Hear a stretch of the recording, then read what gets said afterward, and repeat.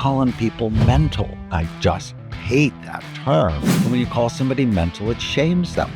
When you call them a brain, it elevates them. So what if mental health was brain? Psychiatrist and clinical neuroscientist Dr. Daniel Amen, founder of the Amen Clinics. New York Times bestselling author. Dr. Amen's mission is to end mental illness by creating a revolution in brain health. What are some of the things that we can do to increase more blood flow to the brain? So what lowers blood flow? Being sedentary, smoking cigarettes, caffeine. No one likes to hear that. What accelerates aging? The worst thing was being diagnosed with schizophrenia. The second worst thing, and it was a surprise to me, was marijuana. More than alcohol. More than alcohol. You got to ask yourself, so what do you want? Dr. Amen, thanks for coming on the show. I'm so grateful. So you've scanned over 210,000 different brains. What are the things that you've learned about how our thoughts can change our brain health?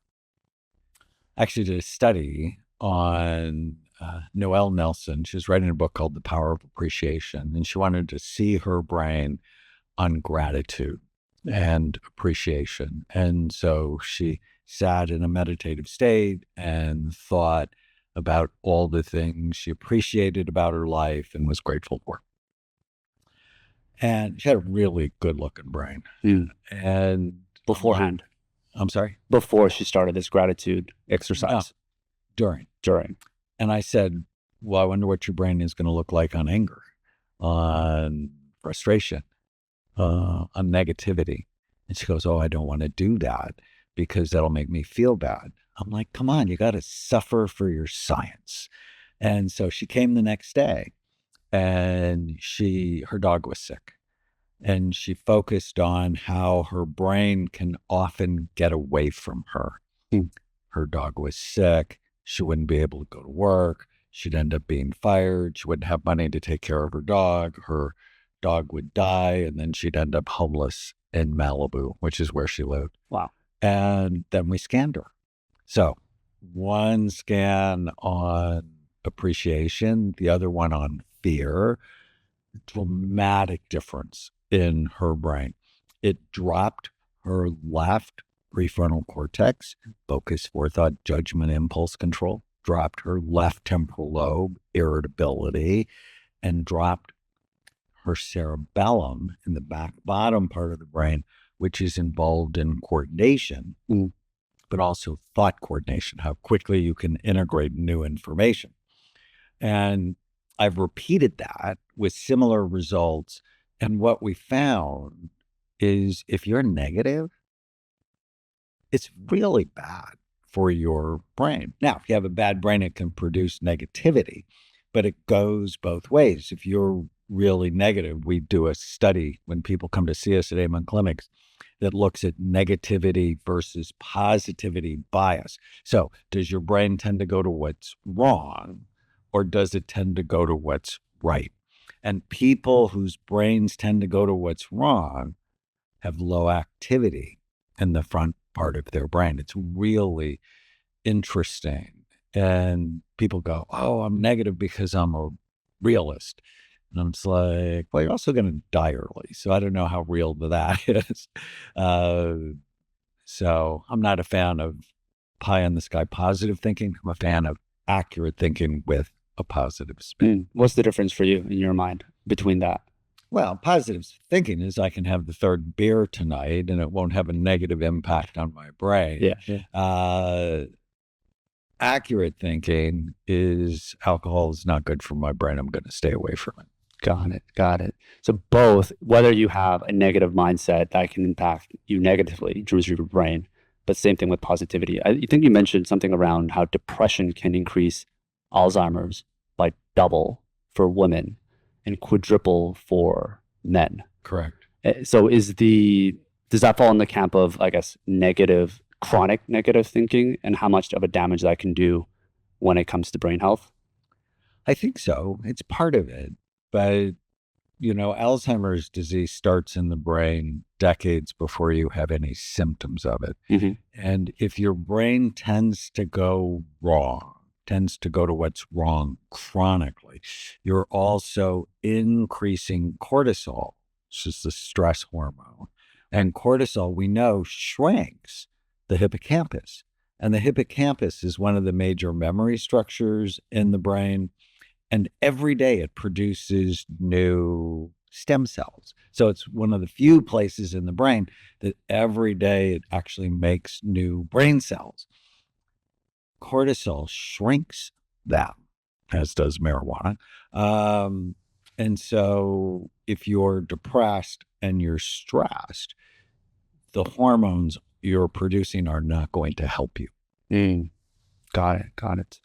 We were just talking a little bit about Korea and how well the healthcare system is there. So my family members, they get annual checkups.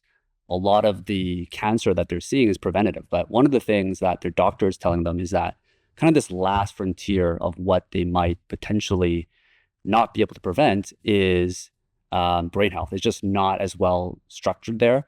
And obviously there's not a cure from what I know of. I could be wrong around dementia and Alzheimer's. Why do you think brain disease has been a harder cure to find than perhaps some of the other diseases around our organs? Because we don't screen the brain. I mean, think about that, right? We screen your hearts and we screen your colon and we screen breasts, but we don't screen the most important organ that makes you you. When I turned 50, my doctor wanted me to have a colonoscopy. I asked him why I didn't want to look at my brain. Wasn't the other end just as important, or perhaps more important, right? Mm-hmm. And when I started looking at the brain in 1991, it just changed everything in my life. Because what I realized is most psychiatric problems are not mental health issues, they're brain health issues. Get your brain healthy and your mind will follow. And I don't agree that we can't make huge impacts on dementia, but you can't start when you're 80 and you can't find your way home. You have to start earlier. And the way to prevent Alzheimer's disease, I actually wrote a book in 2005 called Preventing Alzheimer's with my friend Rod Schenkel. And what we argued, and I still believe it today, is if you want to keep your brain healthy or rescue it, you have to prevent or treat the 11 major risk factors that steal your mind. And we know what they are. There's published research around it.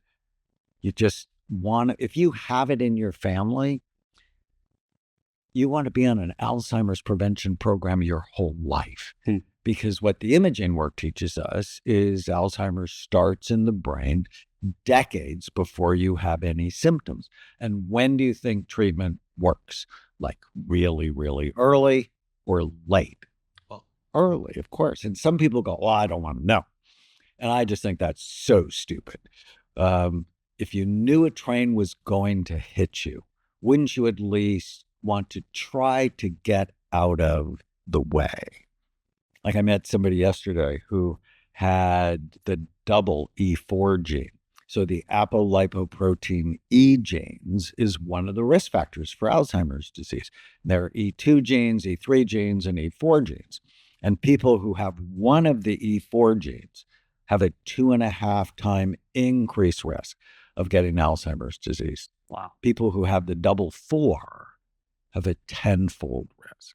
In fact, there's a brand new study out. They said they think that's one of many, but one of the major causes of Alzheimer's disease. And so, and get this, if you have a traumatic brain injury, so you have a concussion because you hit soccer balls with your head or played tackle football or snowboarding,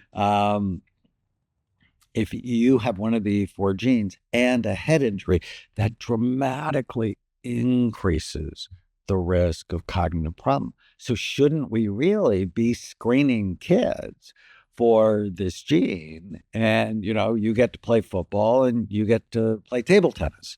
I just think it makes so much more sense if we're really going to make an impact later on the illnesses later in life. We have to study the young, and we have to get people excited about brain health.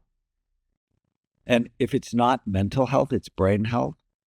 Well, you got to eat right, and you probably should go to bed. Yeah. You probably shouldn't be drinking or smoking pot or doing bad things for your brain. Yeah. Right. It creates a completely different paradigm. And, like I told you, 10 of my books are translated into Korean. And I've just always found the Korean people open to how can I be better? And I did my child psychiatry training in Hawaii. And Hawaii, a lot of people don't know, but it's an Asian culture, right? 70% of the population is Japanese and Chinese. And what I realized, they hate the term mental illness because it brings shame to them. And they're like, no, I don't have a problem. Leave me alone. But if you switch the message to I can help your child be better, well, that's what they want. Right? They're about optimization. How can we be better? And it's, later today, I'm going to talk about the end of mental illness because I just hate that term. It's like, stop calling people mental. It's putting a negative. Nobody wants a mental illness. And when you call somebody mental, it shames them. When you call them a brain, it elevates them. So what if mental health was brain health? Then everybody wants it. I just want to go back to the point that you mentioned about like Alzheimer's, dementia, transferring over. What is the percentage of these transferable genes? So let's say if my mom had Alzheimer's or my grandma, what is the percentage chance that I'm more likely to get Alzheimer's as an offspring of my mom? Well, it depends how serious you are about it, right? If you don't do anything, you have high chance of it. And if you had the 4 gene, you have a really high chance, like 50% chance.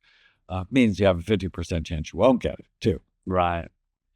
The mnemonic I use for these 11 risk factors called bright minds. The G is genetics. I don't think we think about it properly.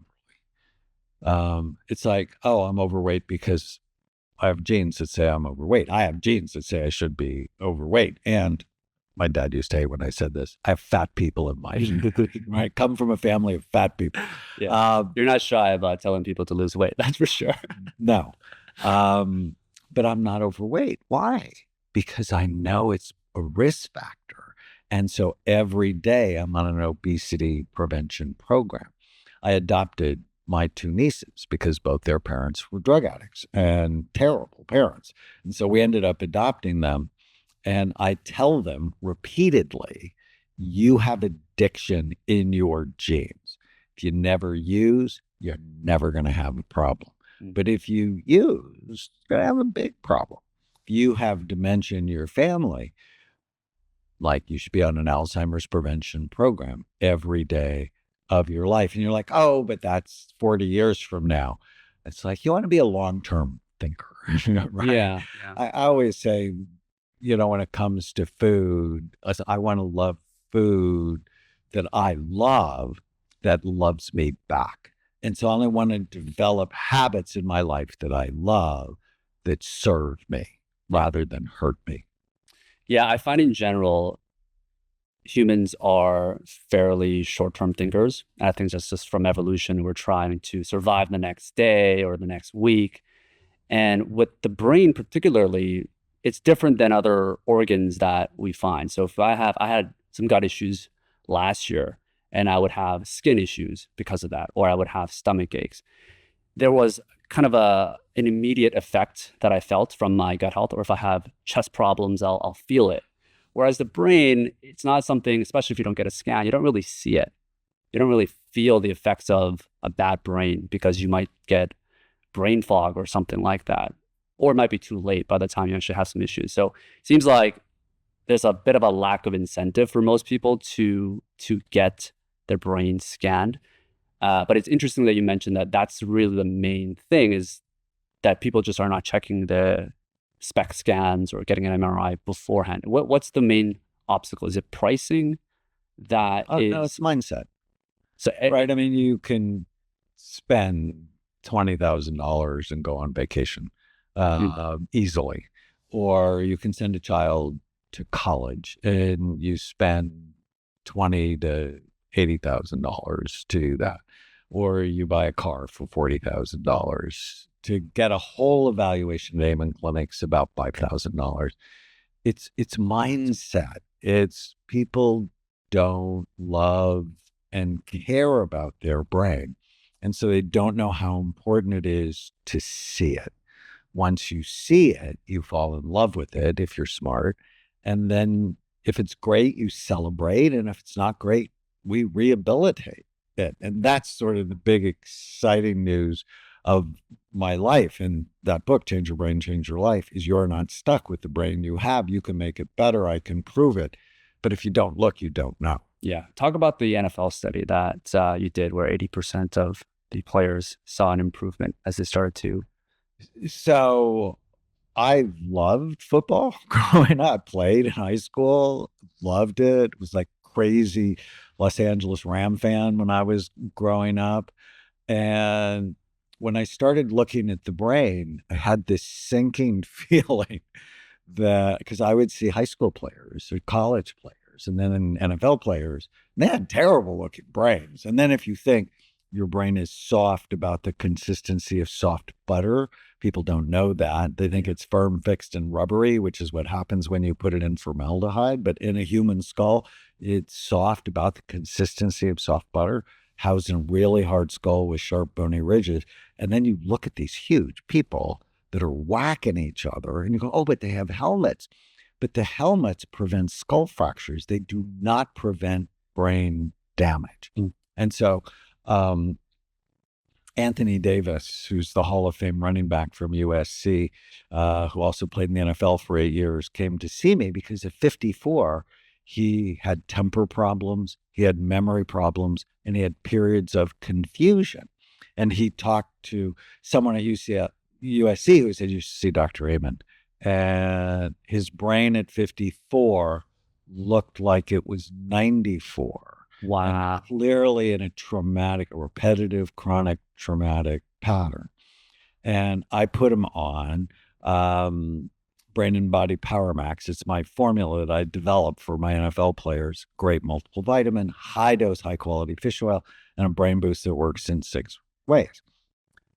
5 months later, he's dramatically better. And if you knew Anthony, he's gregarious and he's outgoing. He always wants to connect and make a difference. And he writes to the commissioner, Roger Goodell, and he said, we should scan the players and they should get on a rehabilitation program. Well, the commissioner at that time was in denial that the NFL had a problem with traumatic brain injury. Right. He's in front of Congress in 2009, said the NFL didn't know if playing football caused long-term brain issues. They were studying the issue. And Maxine Waters, the congresswoman from California, said, Commissioner, come on. Having you act like you're studying traumatic brain injury in football is a conflict of interest. You're like the tobacco companies studying lung cancer. Yep. Well, because of Anthony, I went and spoke to the Los Angeles chapter of the NFL Players Association, and I saw players I had idolized as a child, clearly with dementia, and their wives were stressed. And I'm like, somebody should do a real study. And I grew up Roman Catholic, and whenever I get the thought in my head, somebody should, I always go, well, why don't you?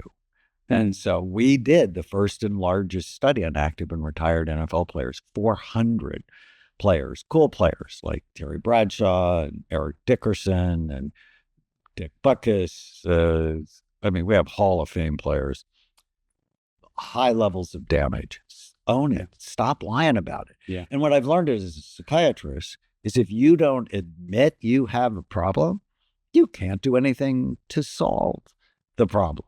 And so when I did this study, right away, I fell in love with the players and I'm like, I wonder if we can make them better. And so we did this second arm and we published that study. 80% of our players get better when we put them on a rehabilitation program and go, what's that? Love your brain, avoid things that hurt it, and then do things that help it. And that's where the supplements help. But I also like hyperbaric oxygen is a rehabilitative strategy. I'm into whatever can get you a better brain. Yeah. The thing that I found really interesting was how low blood flow to your brain is one of the leading things that can cause brain disease. So I had a lot of sinusitis issues. I actually got surgery for it. And I used to get brain fogs. I used to get up when I in the middle of the night and I would start feeling all lightheaded. Like it was really bad. And I was a mouth breather for a while. And after the surgery, it was just night and day. I could just be more calm in the way I sleep. What are some of the things that we can do to increase more blood flow to the brain?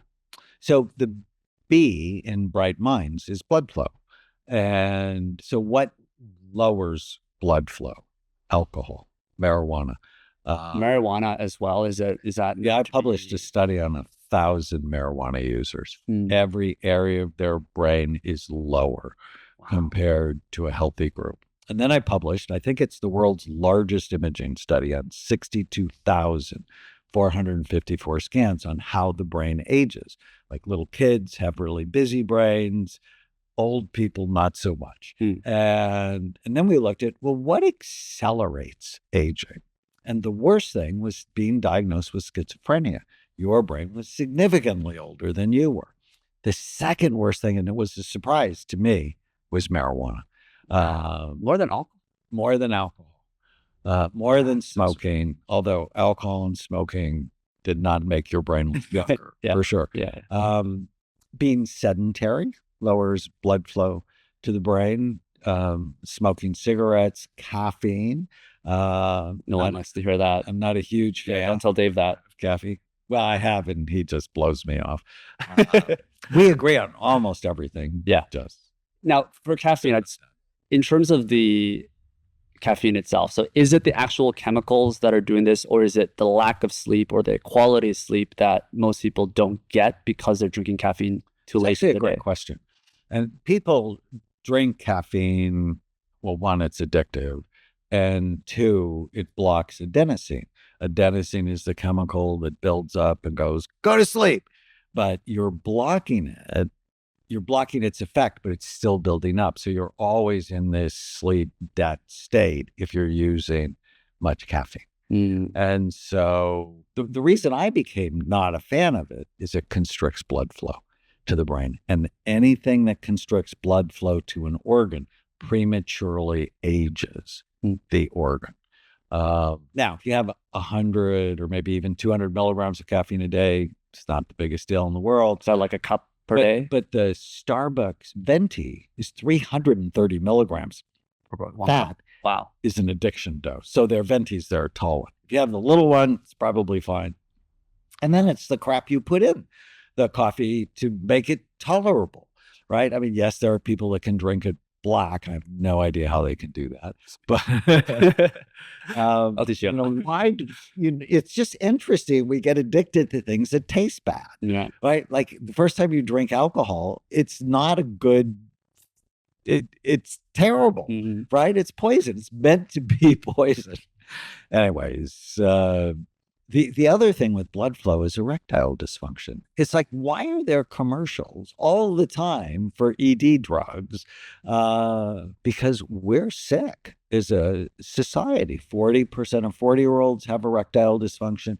70% of 70-year-olds have erectile dysfunction. And if you have blood flow problems anywhere, it means they're everywhere. Wow. And so that means 40% of 40-year-olds have brain dysfunction, 70% of 70-year-olds. And so when people get on our brain health programs, their sex lives get better. It always makes me super happy. Oh, wow. So I didn't know they're all connected like that. They're all connected. Okay. So you know how Viagra, when it was initially introduced, it was actually meant for angina. So obviously, which helps with blood flow for erectile dysfunction. Does that mean taking Viagra can actually help blood flow to the brain? Yes. There are actually some studies really showing that.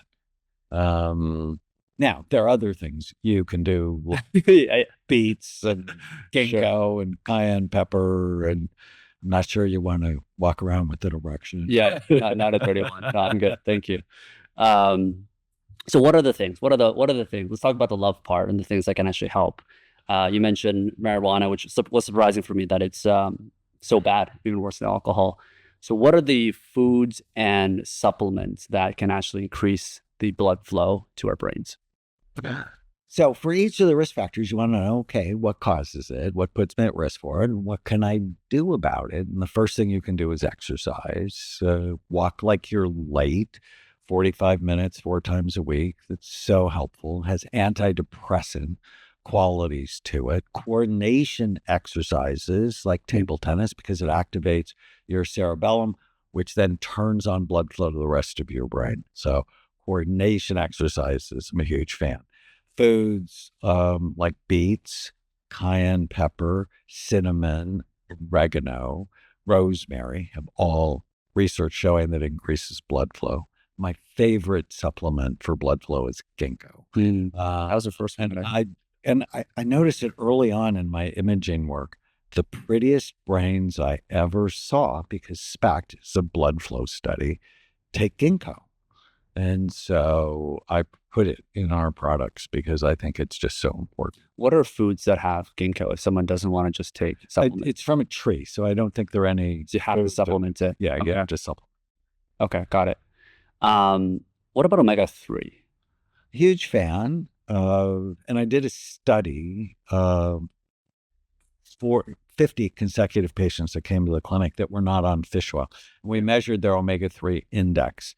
49 of them had suboptimal levels. So we're just not getting it in our diet anymore. I published another study on omega-3s. Low omega-3 index went with low blood flow in the hippocampus, which is one of the major memory structures in the brain. It's one of the first areas that dies in Alzheimer's disease. Wow. Okay. So that's really critical. I remember Dr. Rhonda Patrick talks a lot about the different types of omega-3. So there's phospholipids and then there's triglycerides. Phospholipids is the one that's actually going to be better for the brain. So krill oil, I know, has the kind of the triggers for phospholipids. Do you recommend taking krill oil then instead of normal omega-3 supplements? Well, my work has been done on EPA and DHA from fish, not krill, and found significant improvements. But a lot of people don't understand. Many people go, oh, DHA helps my brain, EPA helps my heart. But the studies on ADHD and depression, that DHA didn't make a difference, but EPA made much more of a difference. But think of it, if it helps your heart, obviously it helps your brain. Right. Now that we know that it's all connected. Right. And when you had gut problems, well, you could also have brain problems, right? Because your gut is completely connected to your brain. And if your gut's not right, you're much more likely to be anxious. You're much more likely to be depressed. You're much more likely to have brain fog. So I'm really getting that it's blood flow. Like that's kind of the name of anything that you can do to increase blood flow anywhere in your body, that's going to be good for the brain. And if you do that and decrease inflammation, then that's sort of the sweet spot. So there's 11 risk factors. I think all of them are important. If I had to pick 2, I'd pick blood flow and inflammation. And with the standard American diet, we know processed foods and ultra-processed foods are bad for your brain and your body because all the sugar increases inflammation. But, a surprising thing people don't know is if you have gum disease, you have inflammation and you're at risk for heart disease and brain disease. And so you got to get your gut right. It's important to floss. So if you think of your mouth, this is an extension of your gut, right? Your mouth has its own microbiome, which is pretty interesting. So taking really great care of your teeth is really important. And then stop with the pro-inflammatory things you drank and the pro-inflammatory things you eat. Yeah. Yeah. Even the gum disease, I've heard that's correlated to the heart, but I guess that's also correlated to the brain. So Absolutely it's all correlated to dementia. Yeah, in fact, Yeah. in some studies with dementia, they see certain bacteria usually found in the mouth, found in the brain. Yeah. I do a lot of hot yoga. Is that kind of similar? You talk about sauna and the impacts of how that can reduce inflammation. Is it just about the sweat particularly, or is it about the infrared saunas in particular that? So I think hot yoga would be great for your brain because you sweat. It's probably a little bit different mechanism than an infrared sauna that is also increasing heat shock proteins that help clean you out and decrease inflammation. So people who take the most saunas have the lowest incidence of Alzheimer's disease. Wow. Yeah. That's the most studied as well in general, right? Yeah. And mostly the studies are Finland. Yeah. But I think there's a new study out in JAMA on saunas for depression.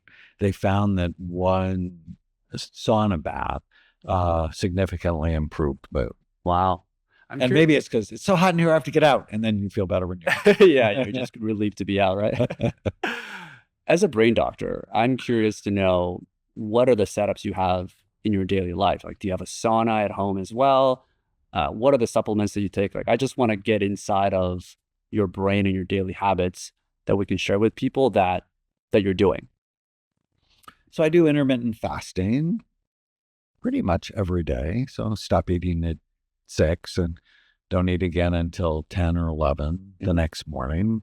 I'm very purposeful about everything I eat and everything I drink, but I love my habits, from a decaf cappuccino in the morning that I make. You don't drink coffee, like caffeine coffee? No. Okay. And yeah, well, I'm the Energizer Bunny. I don't need it.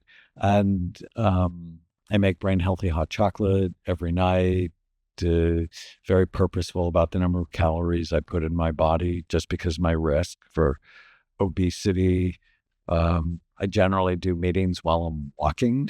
So I have, a huddle with my executive team every day, and I'm generally walking outside. Yeah. So I start every day with today is going to be a great day.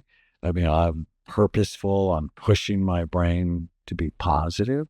I go to bed every night with what went well today. It's one of my favorite times. Are you journaling that, or is that just something you're excited? It's a practice that I do. When I go to bed, I say a prayer, and then I go, what went well today? And I start from the beginning of the day, and I try to go hour by hour looking for what I liked. So really detailed about every detail Okay. about it. I take lots of supplements. I take a great multiple vitamin, high dose omega-3 fatty acids. I take extra vitamin D. I have one of the bad alleles for MTHFR for methylfolate. And so I take extra methylfolate a day. I take Brain Boost that has ginkgo in it. I take smart mushrooms, not magic mushrooms. I take smart mushrooms and a grain product. And, I put most of it into a shake, and I'll put a cup of blueberries in with it. Yeah. And I love it, and it loves me back. That's it. That kind of reminds me of my daily routine where I'm meditating a lot. And about 10 years ago, I did a 10-day silent meditation retreat at Vipassana. And I remember just coming out of it, because you can't use electronics, you're not able to talk to anyone, you can't look at anyone, touch anyone, like nothing for 10 days. And you're just kind of sleeping in the tent. I did it in the Big Islands in Hawaii. And I remember coming out of it just with so much willpower and the ability to decide or make decisions on things that I was postponing for such a long time. And it makes me just think about how much dopamine that we're surrounding ourselves with from our smartphones, from thinking about things, from TV. Talk to me about dopamine fasting or dumping, whichever one is more appropriate for this conversation. And what are the impacts of dopamine, kind of all these stimulants that our ancestors weren't used to getting. How does that impact our brain health today? And walk me through the dopamine fast routine that you have. So I read a book by Archibald Hart a long time ago called Thrilled to Death. And it is never more important than today, with children getting smartphones and people being, it's called nomophobia, that people would rather be without sex than their phone. Like I believe that. some things that matter here with it. And so you have these two little buttons, areas of your brain called the nucleus accumbens. And it's the part of your brain that responds to dopamine.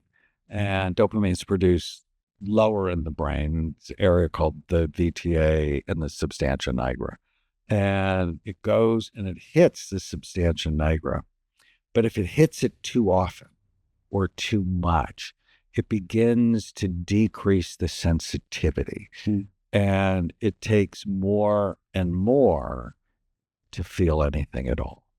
And that's where addiction is. But now we're dumping dopamine and creating this mental health crisis worldwide, which I think of as a dopamine dump phenomenon. Yeah. And when you did the dopamine fast, your brain just felt so much more normal. You had more control over it. And I've been blessed to see some of the world's biggest stars like Justin Bieber and Miley Cyrus. And we spend a lot of time talking about you have to drip dopamine. Don't dump it. Because when you dump it, because, if you're a huge star like that, why do you want to die? I mean, why do you get suicidal? I mean, like, seriously? It's kind of a paradox. Why do you think you're not enough? And I just remember when Justin left a tour early, that's when he and I met, that he was doing everything wrong when it came to dopamine. So the shows dumping dopamine. And then afterwards, the bad food dumping dopamine. And then any woman you want dumping dopamine. Then video games dumping dopamine. It's like, no wonder that kid turned to drugs for a while, because he just chronically felt bad, right? You have everything and you chronically feel bad because you're not managing dopamine. And so I like to say, drip it, don't dump it. And, like this conversation, dripping dopamine, right? Makes me happy. I'm not going crazy over it, right? What does that look like in practice? Like, what does dripping it actually mean compared to how most people are living today? So I have an Olympic pole vaulter that I treat. Public knowledge. Her name's Alicia Newman. She's the Canadian record holder, and she's been to the Olympics twice and is going to go again in August. And we have our own dopamine routine, right? She gets sunlight in the morning. She starts every day with today's going to be a great day. She'll actually watch her highlight reel because we want to get the right habits, the right physical movements in her head all the time. Her food enhances dopamine, and her supplements enhance dopamine. And right before the event, she may have a little bit of a Red Bull to get a bigger dopamine push. But we're very strategic of how we use it. And she sleeps to protect dopamine. She doesn't go on social media as much anymore because she realizes that dumps dopamine for her. Yeah. So is it dopamine itself that's causing harm to the brain, or is it the dopamine dump that causes depression, anxiety, and all of these negative factors? The dopamine withdrawal, right? You need dopamine, right? You want to have a healthy level of dopamine. And if you come, for example, from a family of people who have ADD, well, you probably have less availability of dopamine. And so you want to be even more protective of it. And what's happening today is kids get on video games and it's just a disaster for them because they're dumping dopamine. And it doesn't mean I'm opposed to video games completely, but mostly, right? It's like, yeah, you can play for half an hour a day after you've done your homework and chores. And if you ever fight with me about your time is up, that thing is leaving the house, right? I think parents have to be really clear on what's okay, because these devices are addictive. Especially now. I mean, you can't even tell between what's real life versus what's a video game, just because the graphics and the sound effects, it's just so real. And then you have VR sets as well, right? You literally cannot tell between some of these games. They're so well done these days. It's kind of scary. Right. Well, it was 1987. My son was 12, and we got an Atari box, one of those super simple video games, boing, boing, boing, boing. And he went from straight A's to B's and C's, and now he's fighting with me about it. So that thing had to leave. He's like, what happened? I said, it had to leave. Well, when's it coming back? It's not coming back because it's not good for you. You want to play basketball. And it was stressful for him and for me, but it was just clear it's stealing. And what social media companies and video game companies want is mind share.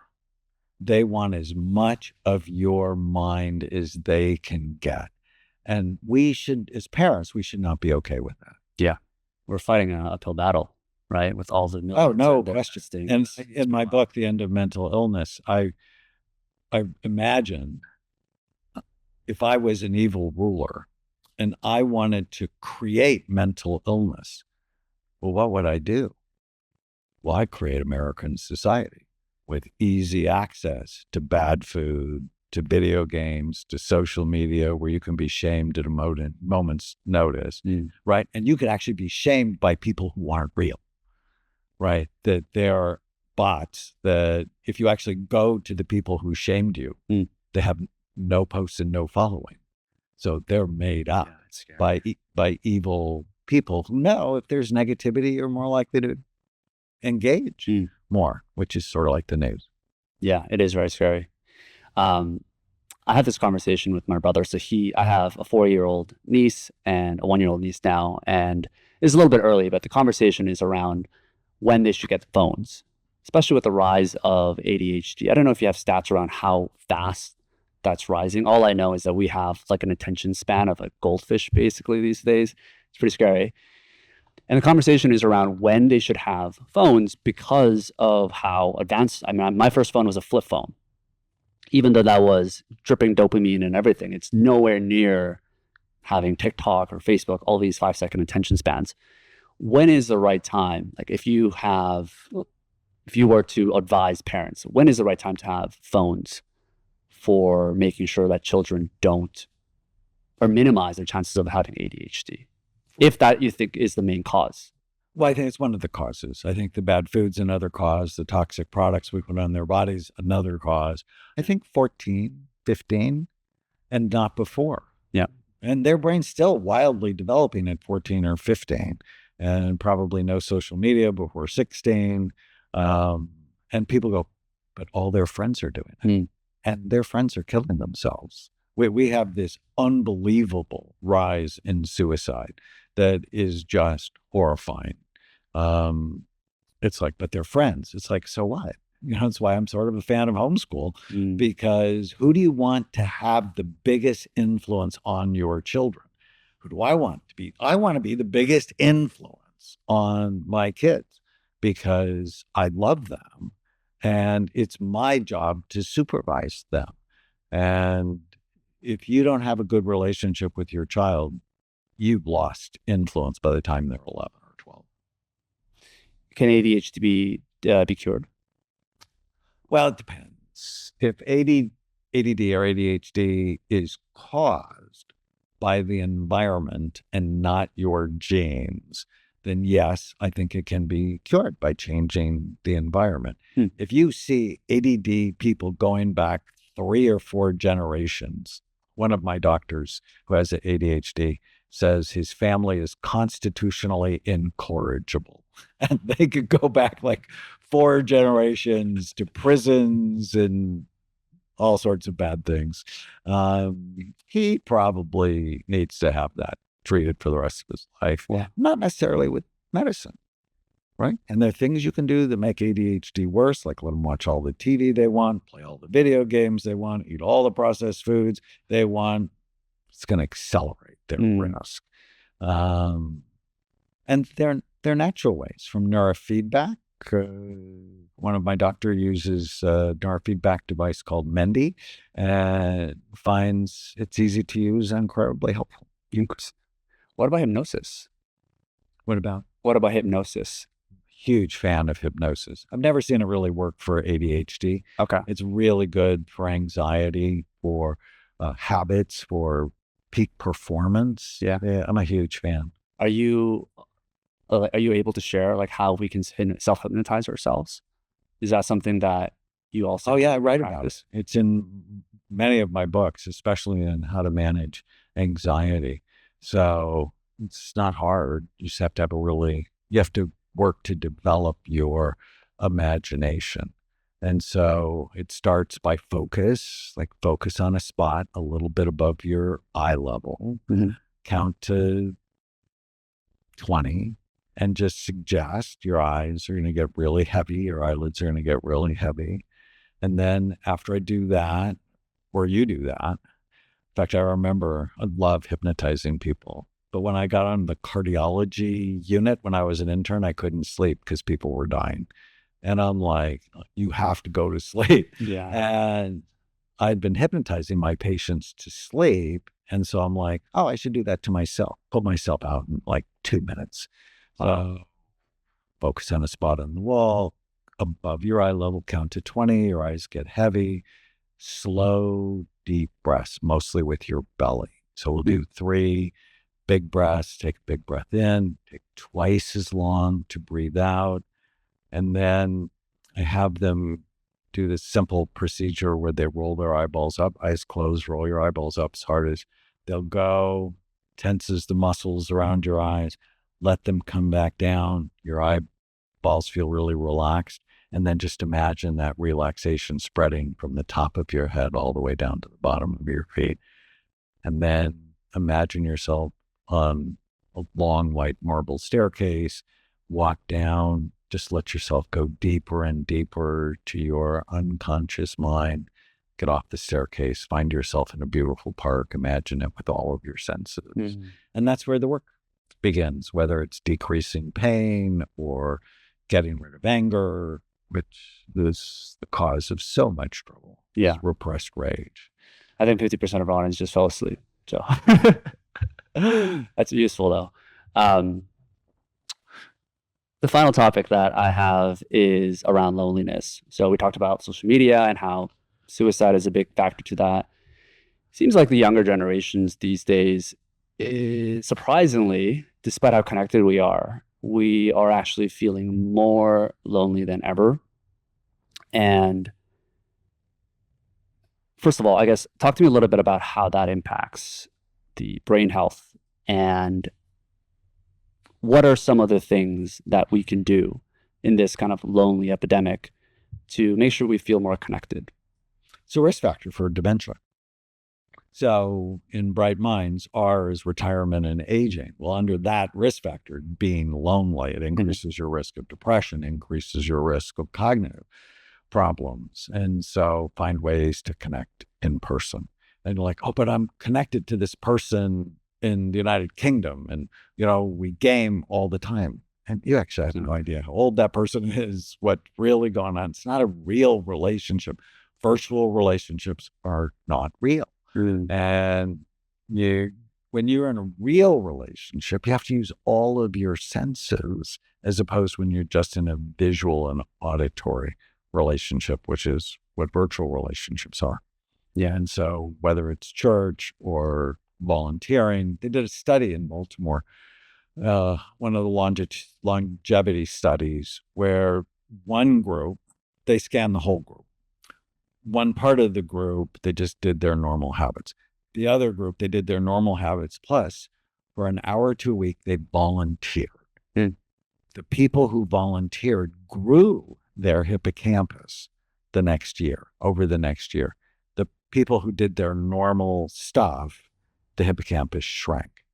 This is a big deal, right? Interaction and purpose, getting outside yourself. Because if you're lonely, you're spending way too much time thinking about you. When I believe as a human species, we're meant to connect. We're meant to help other people. And so when you stop just thinking about you and you go, well, how can I be useful? Your brain gets better. Yeah. And purposeful people live longer. They're healthier. When they get depressed, they get better faster. Yeah, definitely. Even there's a term in Japanese, it's called the moai. And in the blue zones, they have Okinawa, which is one of the blue zone states or cities.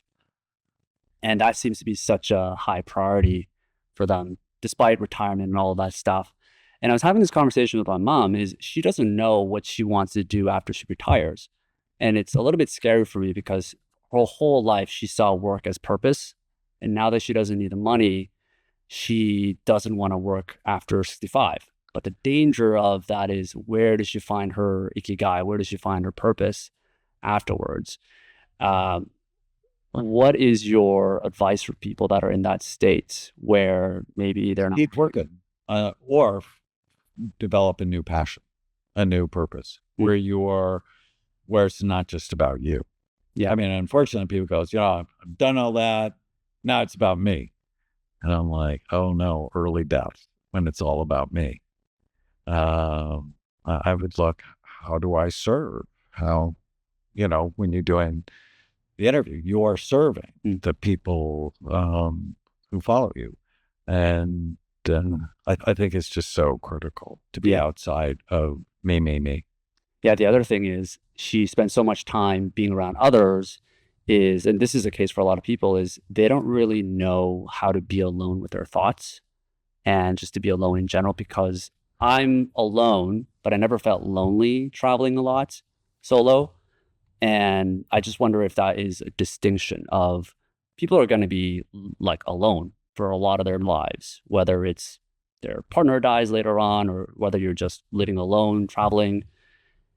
And I feel like there is something there where if you're comfortable with yourself and you're not feeling lonely, if that is a marker in terms of how that impacts your brain health. Have you found anything like that, that people that are great meditators or that are great at being alone have less of an impact on loneliness? Well, I think they're better at managing their minds. And isn't it crazy that there's nowhere in school you were taught how to manage your mind? Like, we teach people to kill the ants, the automatic negative thoughts that steal your happiness. But if you don't know how to manage your thoughts and they're mean, you can't be alone.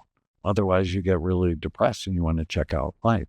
But what if in second grade or fourth grade or 10th grade, they taught you not to believe every stupid thing you thought and gave you a process to direct your thoughts in a positive way rather than a negative way? So that's a huge part of my work. I think of my work in 4 big circles. You have to optimize the physical functioning of your brain. Stop calling these things mental illnesses. They're brain health issues. But then you have to program the software. You have to get your thoughts right. And we talked about negativity bias and how bad that is for your brain and for your life. There's a social circle, right? How effective am I in relationships? And there's this spiritual circle, which is, so why the heck do I care? Why am I on the planet? What is my sense of meaning and purpose? Am I doing what I'm here to do? And so many psychiatrists won't touch that. It's like, oh no, we can't talk about that. Got to send them to a pastor or a priest or monk or whatever. And I'm like, no, if you want to be a whole person, you have to work in all 4 of those circles all the time. Yeah. Final question for you. You have this rule called the 18-40-60 rule. I'll just read it aloud. It says, when you're 18, you worry about what everyone thinks of you. When you're 40, you don't give a damn what other people think about you. And when you're 60, you realize that no one was thinking about you at all. What can we do today to help people make sure that they are living their lives without caring what other people think? Well, I think one, realize they're not thinking about you, right? Even if you're a public figure, they're mostly thinking about themselves. They're not thinking about you. And you got to ask yourself, so what do you want? Like I do an exercise with my patients called the one-page miracle. On one piece of paper, write down, what do you want in your relationships, your work, your money, your physical, emotional, spiritual health? Write it out and then look at it every day. And then goes, my behavior getting me what I want? And some people go, oh, but it's selfish. It's like, well, actually look at what you want. It's not selfish, but you then become focused on what's important to you. And I think all success starts there. It starts with being clear. What do you want? And is your behavior getting you what you want? Beautiful. Dr. Amen, thanks so much for coming on the show. Thank you.